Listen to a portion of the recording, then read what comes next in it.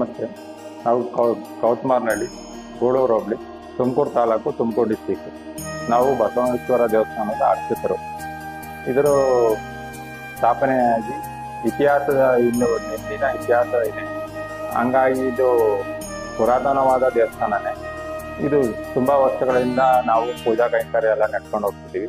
ಆಮೇಲೆ ಭಕ್ತಾದಿಗಳು ಸಹ ಹೊರಗಡೆಯಿಂದನೂ ಬರ್ತಿದ್ದಾರೆ. ಜೊತೆಯಲ್ಲಿ ಈ ಕಡೆ ದೇವರಸಹಳ್ಳಿ, ಆಮೇಲೆ ಬೆಂಗಳೂರು, ಗೂಳೂರು, ಮೈಸೂರು, ಸುತ್ತಮುತ್ತಲಿನ ಆಮೇಲೆ ಊರಿನ ಜನಗಳು, ಅಕ್ಕಪಕ್ಕದ ಗ್ರಾಮಸ್ಥರು ಎಲ್ಲ ಬರ್ತಾ ಇದ್ದಾರೆ ಭಕ್ತಾದಿಗಳು.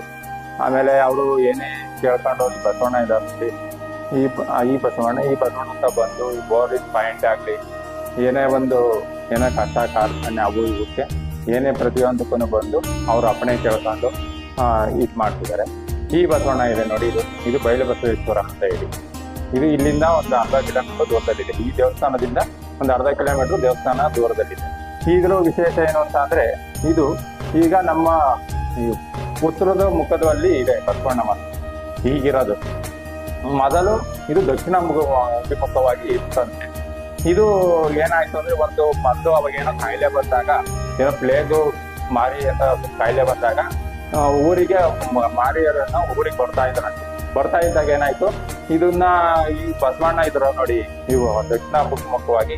ಅವಾಗ ಏನ್ ಮಾಡೋದು, ನೀವು ಹೋಗ್ಬೇಡಿ ಊರೊಳಗೆ, ಹೆಂಗ್ ಬಂದಿದ್ದೀರಾ ಅಂತ ಅದಕ್ಕೆ ನಮ್ಗೆ ಆಹಾರ ಬೇಕು, ಹಂಗಾಗಿ ನಾವು ಊರಿಗೆ ಹೋಗ್ತೀವಿ ಅಂತ ಅಂದಾಗ, ಇವ್ರು ಊರಿಗೆ ಬಿಡಲ್ಲ ನಾನು ಅಂತ ಅಂದಾಗ, ಆಯ್ತು ನಾವು ವಾಪಸ್ ಹೋಗ್ಬೇಕು ಅಂದ್ರೆ ಏನು ಅದಕ್ಕೆ ನಮ್ಗೆ ವಾಪಸ್ ಹೋಗ್ಬೇಕು ಅಂದ್ರೆ ಆಹಾರ ಕೊಡು ಅಂತ ಕೇಳಿದಾಗ, ಈ ಬಸವಣ್ಣ ನೋಡಿ, ಈ ಬಲಗಡೆ ಕಿವಿ ಇದೆಯಲ್ಲ, ಆ ಕಿವಿನೇನೆ ಕೊಟ್ಬಿಟ್ಟು ಆಯ್ತು ನೀವು ವಾಪಸ್ ಹೋಗಿ ಅಂತ ಹೇಳಿ ವಾಪಸ್ ಕಳಿಸಿ, ಆವಾಗ ಈ ಬಸವಣ್ಣ ತಿರ್ಗಾ ಉತ್ತರಾಭಿಮುಖವಾಗಿ ತಿರುಗಿಕೊಂಡು ಈಗ ಉತ್ತರಾಭಿಮುಖವಾಗಿ ಪೂಜಾ ಪುನಸ್ಕಾರ ಎಲ್ಲ ನಡೀತಾ ಇದೆ. ಇಷ್ಟು ಈ ನಮ್ಮ ದೇವಸ್ಥಾನದ. ಆಮೇಲೆ ಅಲ್ಲೂ ಇದೆ ವಜ್ರಾಂಗಿ, ಇದೆಲ್ಲ ಪ್ರತಿ ವರ್ಷ ಜಾತ್ರೆ ನಡೀತು. ಇಲ್ಲೂ ಪೂಜೆ ಮಾಡ್ತದೆ. ಅಲ್ಲೂ ಹೋಗಿ ಅಲ್ಲಿಂದ ಬಂದ ಮೇಲೆನೆ ತೇರು ಎಲ್ಲದನ್ನು ಮುಂದೆ ಸರಾಗವಾಗಿ ಅವ್ರಿಗೆ ಅಲ್ಲಿ ಹೋಗಿ ಬಂದ ಮೇಲೆ ಇದು ನಡೆಯುತ್ತೆ.